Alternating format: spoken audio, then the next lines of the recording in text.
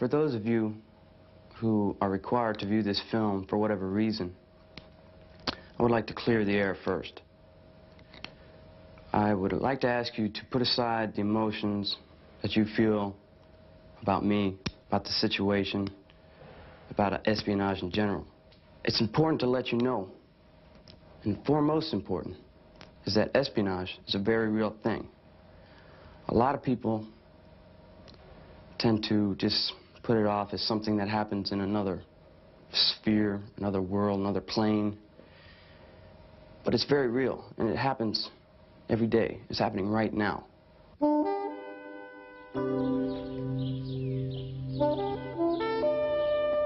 This is about places and people, and particularly this place. This is the scene of a crime that was committed over and over again for 17 years. A crime as twisted and spreading as the branches of this old oak tree. A crime whose global consequences are still being probed. Other places. Here, too, this crime was carried out. And here, and here. A crime that at one time seriously jeopardized U.S. naval plans and operations, that still puts at risk some of the missions the United States Navy is called upon to perform. The people who committed this crime, today they're someplace else. In the United States Penitentiary at Marion, Illinois, and other prisons throughout the country. But the massive damage they did during the 17 years of espionage still impacts the Navy's ability to operate and fight. When disaster strikes, the Navy picks up the pieces and carries on. But the Navy insists on knowing why and how it happened. There are always lessons to be learned so that what happened once will not happen again. Lessons learned.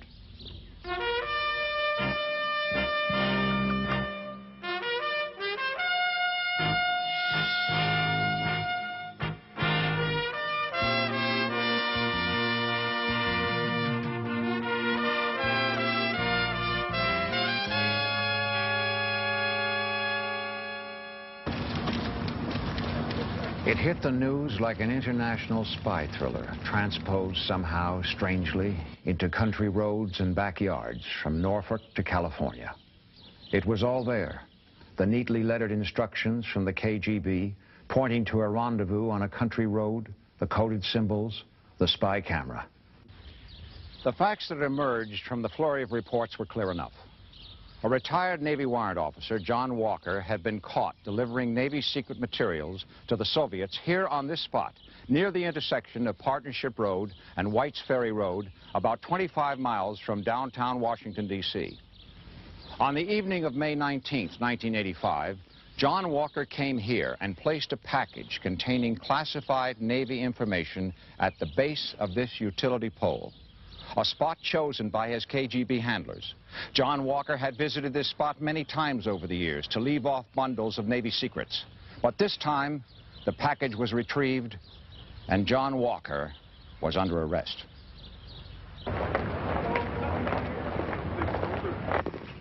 Soon, in early June 1985, another retired Navy man, Jerry Whitworth, was also implicated. Then John Walker's brother, Arthur, and finally, John's son, Michael, a seaman aboard USS Nimitz, was arrested. To make it even more puzzling, these were volunteer spies, not recruited or coerced by the KGB. They were Americans. John Walker and Jerry Whitworth, senior enlisted with excellent records. Arthur Walker, a former naval officer. Shortly before his arrest, Michael had received a Superior Performance Award from his ship.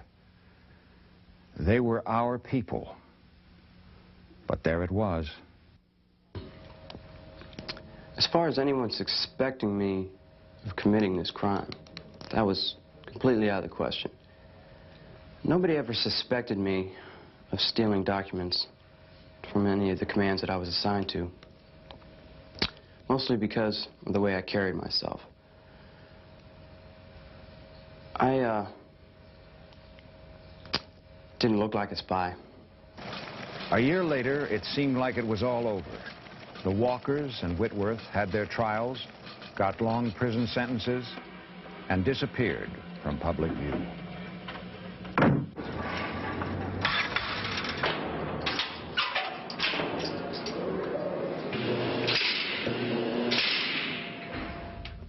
The reporters and the investigators are long gone from this bit of Maryland countryside chosen by the KGB for John Walker's drop point. But just as the media spotlight began to shift away from here and other locations associated with the Walker ring, the full implication of their betrayal was beginning to dawn on the Naval Investigative Service, the FBI, and other agencies probing the case. The devastating impact of the ring's betrayal was primarily due to the duties John Walker and Jerry Whitworth performed for the Navy. They were, both of them, communications men.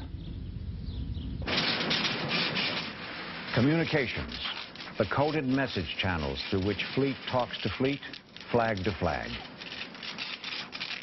Multiple networks that tell what the Navy is doing, thinking, planning, what we know and don't know, what we worry about, all classified information, secrets. The Walker ring, sitting on top of these crowded channels of communication, had, over a period of 17 years, sold the Soviets cryptologic keys and design logic, allowing them to decipher and read literally 1 million classified messages. Messages containing vitally important information. Our knowledge of the capabilities and vulnerabilities of Soviet submarines. The capabilities, vulnerabilities, and limitations of our frontline weapons systems, tactics, war plans, fleet readiness were compromised, along with details on development of new weapons and sensors still in use in the fleet today. How could they do this? I mean, granted complete lack of ethics or shame or fear of being caught, how is it possible for anyone to steal so many secrets month after month for 17 years? The Communications Center is a highly secure environment. The people in charge have demonstrated trustworthiness and reliability over years of service. The CMS material has already been coordinated with the CMS custodian, and both of you will need to go down... Senior enlisted, as Walker and Whitworth were, enjoy respect. What time should I coordinate with NAVCAMs? I would begin at least by 10:45. The responsibility for day-to-day security rests on their shoulders. John Walker held positions of trust. At one time or another, he was the top secret control officer, department head of security, communications watch officer, and crypto material custodian.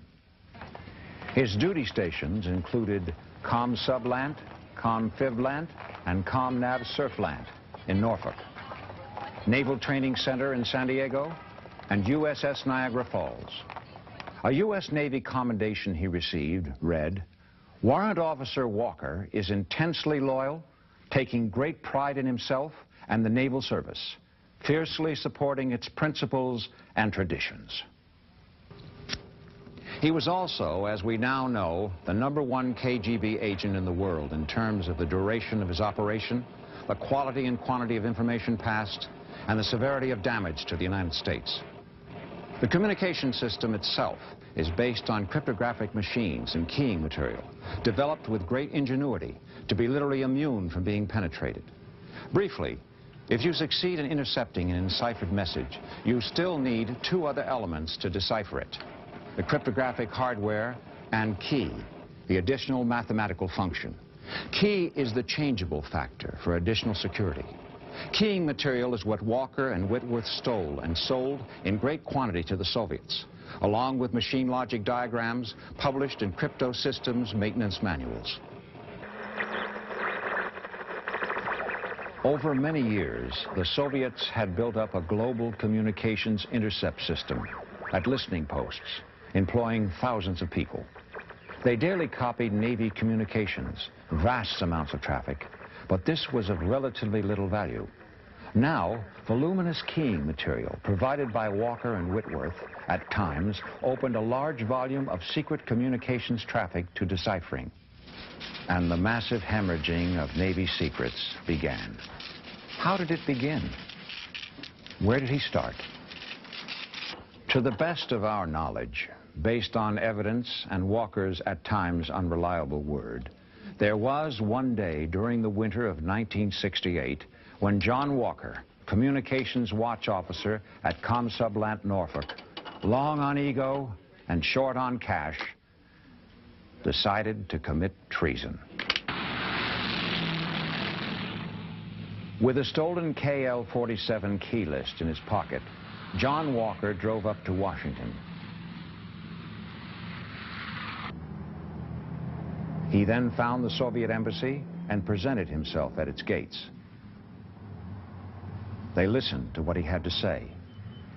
When he came out, he had reached an agreement with the KGB to commit espionage against the United States Navy. This was to be the first of many, many sales. The pipeline was open.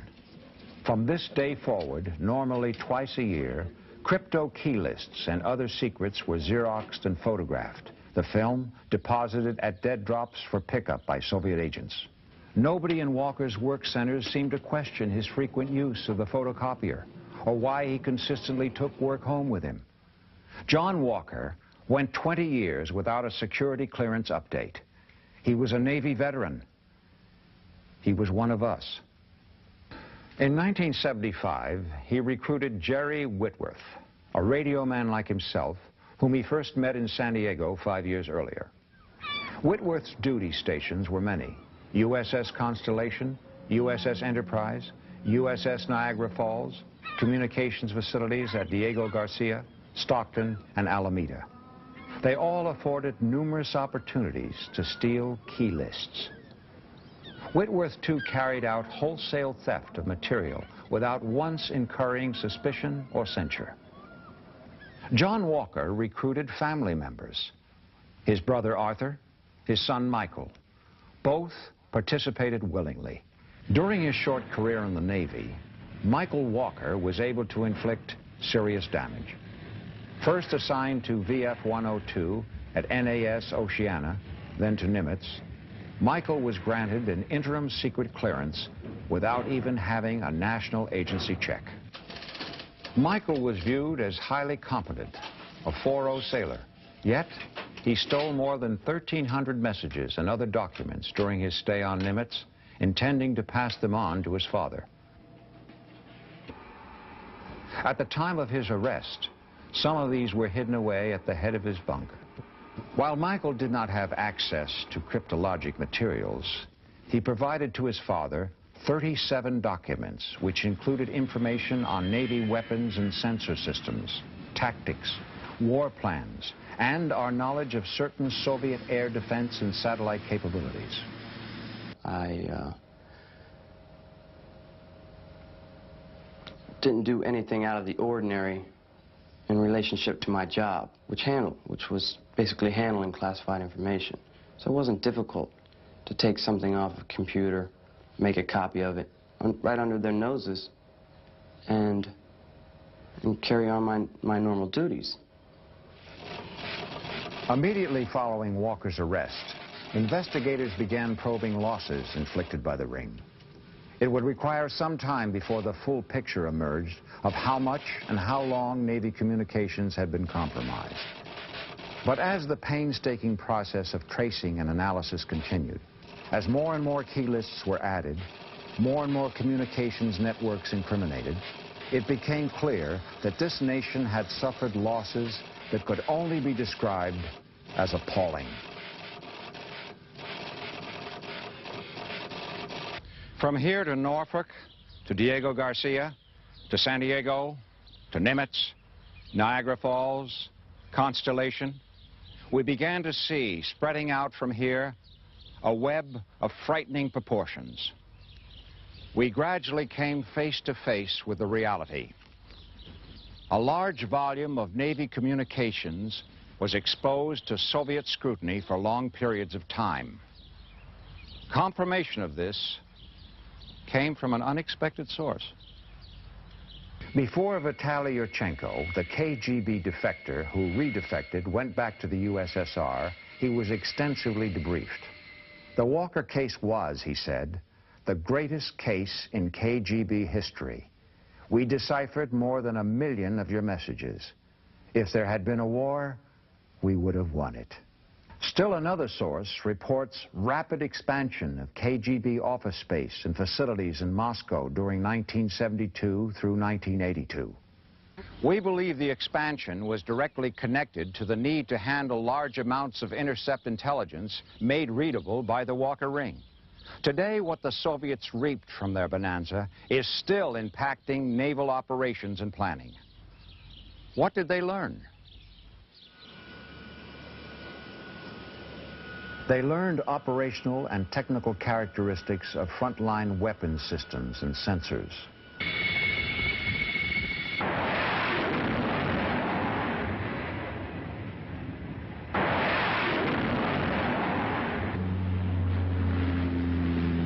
The Soviets gained significant insights into U.S. intelligence sources and methods.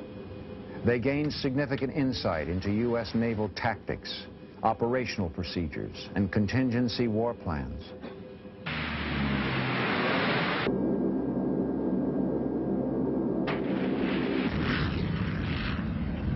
At major Navy test ranges, evaluations were reported over communications links that were open to compromise by the espionage ring. Messages containing significant detailed information about the capabilities, limitations, and technical characteristics of our systems. Information sufficient for the Soviets to develop countermeasures. Exposed through this compromise is the Navy's arsenal of air-to-air missiles, AIM-7, AIM-9, AIM-54, and ship-launched surface-to-air missiles, as well as technical and operational characteristics of the Navy's primary torpedoes. As far as we can determine, data on operational characteristics and limitations of Harpoon and Tomahawk missiles were also transmitted through compromised communication lines, along with significant data on the Navy's sensor systems.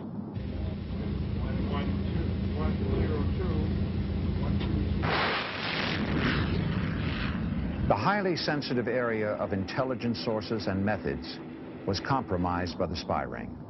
They gave away crypto keys that exposed our capacities and techniques for tracking Soviet submarines.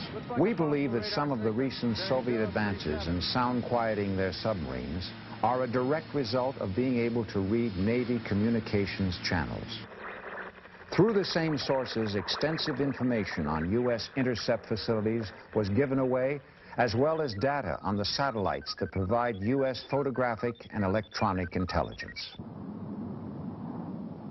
Communication channels made readable through the spy ring's treason have given Soviet commanders an advantage they are sure to exploit to the utmost.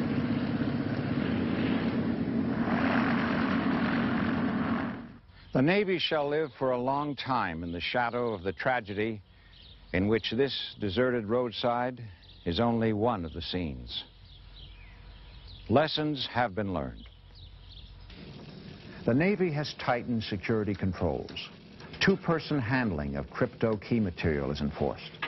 It's now considerably more difficult for a Walker or a Whitworth to rummage through communications vaults alone. Some key lists are being issued in canister form, which prevents ready copying. In addition, packaging has been improved to prevent tampering. All right, Scott, let's get you logged into the LCP. Do you want me to use the same password you told me this morning? Yes, use the same one I issued you this morning. Log on and password procedures are being used to control access to shipboard data terminals. The overall number of persons having access to classified material is being reduced. A new OPNAV notice requires all commands to report to NIS any incident where classified material has been lost or subjected to compromise. Persons in sensitive positions are administered random polygraph tests. These safeguards deter people like Walker by making espionage too dangerous and too difficult. If Walker had been scared off just once by having someone question his right to remove material from his building, the course of history might have been changed.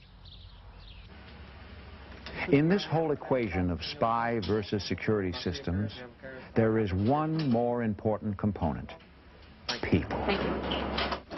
What makes security systems work is the sense of responsibility people bring to their job or assignment. We've all been here before. The standard NIS security briefing. Everyone in the Department of the Navy, Marine, officer, enlisted, civilian, is supposed to be briefed every year on the basic requirements of security. But today, what the NIS lecturer says has a sharper edge, thanks to the Walker spy ring. You are required to report to the Naval Investigative Service any contact you may have with any citizen of a hostile country, the nations named on this list. This may be the most casual, innocent type of contact. A Polish national you may meet at a party. A group of Soviet tourists you run into in a restaurant downtown. We in NIS need to know this to determine if indeed this was a chance encounter.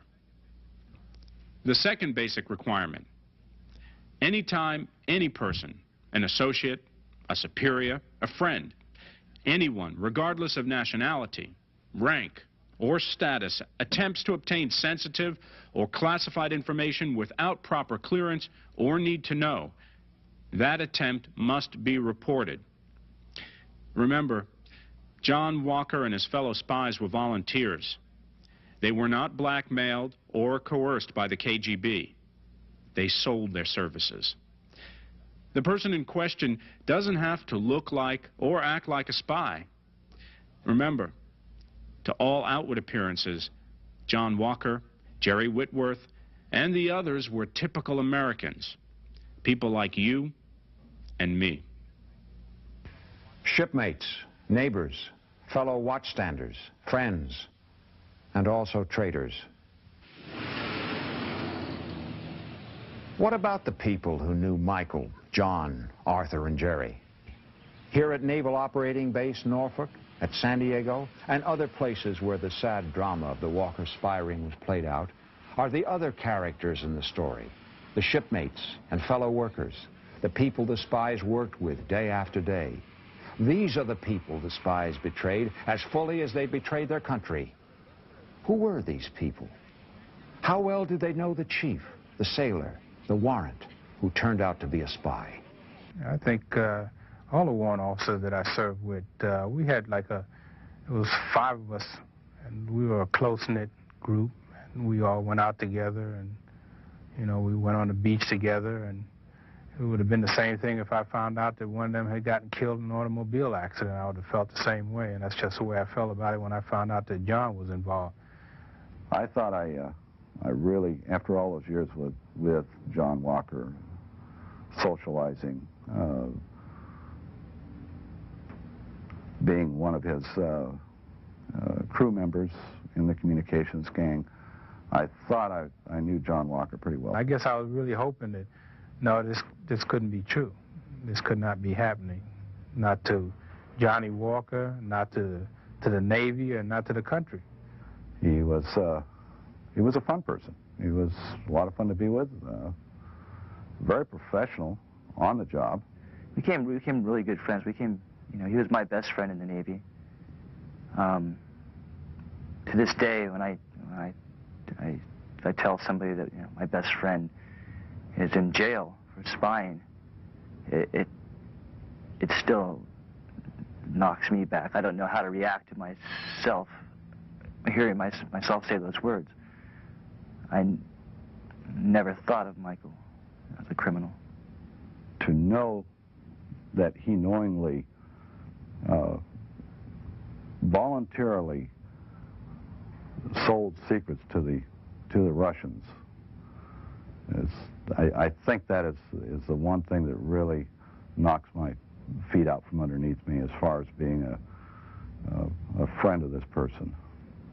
It's very, very puzzling to me how people can let themselves get caught up into something that can be so damaging to themselves and to their loved ones. It's just very hard to imagine anybody would be willing to throw it away for greed. The most heartbreaking thing about getting involved in that was I was taken for a serious ride. And I mean like this. My father promised me, I'm not sure why he said this, but he had promised me about $5,000 a month for your basic espionage provider, which was me. During my entire espionage career, short-lived as it was, long for some people though, I received a total of $1,000. You lose all around. I lost my wife, lost my dog, lost my car, my house, my dignity.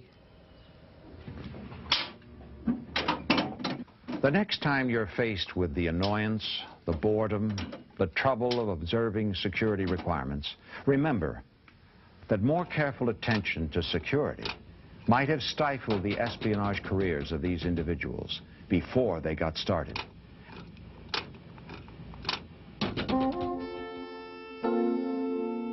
This is the end of the road for John Walker.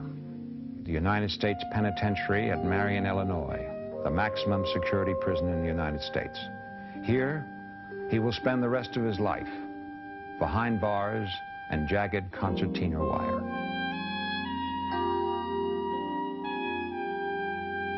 For a prisoner in Walker's category, the opportunities for fresh air and exercise are strictly limited. Even the sky above is scarred with grating. For Jerry Whitworth in the U.S. Penitentiary, Leavenworth, Kansas, Arthur Walker in the Federal Correctional Institution, Petersburg, Virginia, and Michael Walker in the U.S. Penitentiary, Lewisburg, Pennsylvania, the prospects are also dim. And we have reached the end of a story that has wound its way from here to Navy ships and stations at the ends of the earth. And finally to federal prisons across the nation. In time to come, are there to be other discoveries, other days of dishonor? Whether this will happen again may depend on what you decide. Because the one lesson we can learn from this story of treason, broken promises, and broken lives is that in the long run, our nation's security against espionage rests squarely on some very simple elements. The faithfulness and alertness of millions of people, people like you and me. The Walker Spy Ring. Lessons learned.